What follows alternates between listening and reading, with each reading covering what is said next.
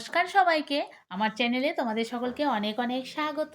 আমি সুভাষিনী চলে এসেছি নতুন একটা ভিডিও নিয়ে। আশা করছি তোমরা সকলে যে যেখানে আছো সুস্থ আছো, ভালো আছো।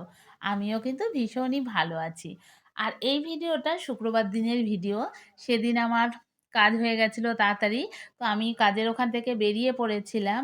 আর দেবাকে ফোন করে বলে দিয়েছিলাম, "তুমি আর মেয়ে রেডি হয়ে চলে এসো, আমরা একটু ঘুরতে যাবো।" তো সেই কারণেই আমি বেরিয়ে পড়েছি। কাজ যেহেতু শেষ আমিও বেরিয়ে পড়েছি। আর মেয়ে আর বরকে বলেছি আসতে। আমি কাজের ওখান থেকে অনেকটাই কিন্তু হেঁটে, হেঁটে চলে এলাম। আমার মেয়ে বরের কিন্তু এখনো কোনো পাত্তা নেই। ওই দেখো আসছে।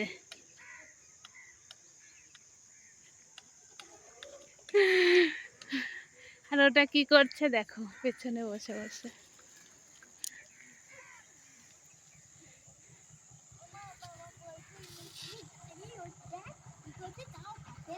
হুম,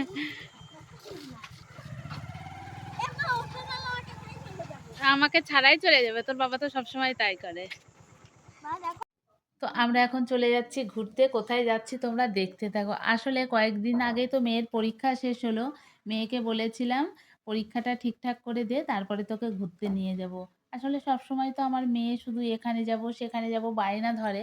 তো বলেছিলাম পরীক্ষা শেষ হবে তারপরেই বাড়ি থেকে বেরোনো, তার আগে বেরোনো নেই। তো সেই কারণে পরীক্ষা শেষ হয়ে গেছে আর সমানে বলছে কবে নিয়ে যাবে মা, কবে নিয়ে যাবে। তো আমার যেহেতু রোজেই কাজ থাকছে, তো সেই কারণে আর বেরোনো হয় না। তো সেদিন ভাবলাম যে আজকে তো একদম দুপুরবেলাতেই কাজটা শেষ হয়ে গেল। এই টাইমটায় মেয়েকে একটু ঘুরিয়ে আনা যাক। সঙ্গে আমরাও একটু ঘুরে আসতে পারবো। তো ৩ জনার বেশ ভালোই একটু সময় কাটবে আমাদের। সেই কারণে কিন্তু আমরা বেরিয়ে পড়েছি। আর মেয়ে এখানে বকবক করছে, "কোথায় নিয়ে যাবে, কোথায় নিয়ে যাবে?" আমি বললাম, "চল তোকে ঠিক জায়গা মতো নিয়ে যাবো।" তো আমরা কিন্তু এখন চলে এসেছিলাম একটা মন্দিরে। তো চলো তোমরাও আমাদের সঙ্গে দেখতে থাকো। এদিকে গিয়ে জুতো খোল। তো বন্ধুরা আমরা এখন চলে এসেছি কালীশায়ের মন্দিরে।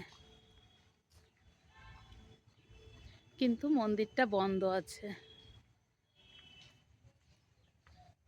এসো না এদিকে আয়, ঠাকুর দেখা যায় নাকি একটু দেখি। তো বন্ধ তো। এখানে মনে হয় বলি হয়। যা বন্ধ তো। তাহলে বন্ধ। ঘোরা কিভাবে হলো? কিছুই তো দেখতে পেলাম না। কিছুই দেখতে পেলি না? এই তো বন্ধ করছিলাম, কিছু দেখতে পাইনি। বন্ধ এই তো কি দেখতে করবো, ঠাকুরকে এমনিতেই প্রণাম করো একটু। তো বন্ধুরা মন্দিরটা তো বন্ধ আছে। আর মানে সন্ধ্যার আগে খুলবে, বিকেল দিকে মনে হয় খোলে। এখন তো এই 3:20-25 হয়েছে। এখন গিয়ে বন্ধ রয়েছে। চুলটা আমার এলোমেলো হয়ে গেছে। আর এইদিকে রয়েছে হচ্ছে পুকুর। আমরা ওই রাস্তাটা দিয়ে এলাম। পুকুরের জলে পা ডোবানো যায় না। পুকুরের জলে পা ডোবানো যায় না, না? না। হ্যাঁ, জুতো মা খুললে তাহলে তো আমি অবশ্য। একটু তাই করছি, হ্যাঁ? তাহলেও শান্তি, ঠিক আছে? ঠিক আছে, ফোনটা আমার হাতে দাও। না তুমি একটু ভিডিও করবে এখান থেকে? পাবে? পাবে তুই?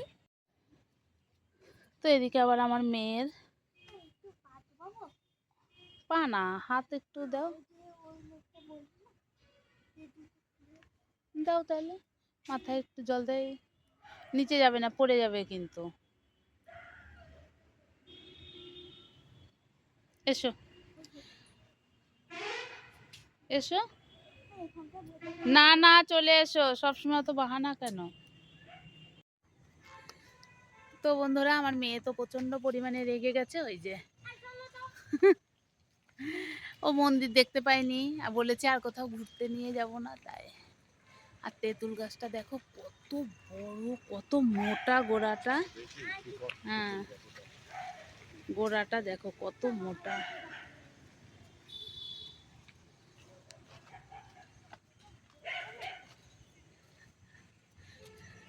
আমার মেয়ের মন ভরেনি ঘুরে। আর এদিকে গেটটা দেখো।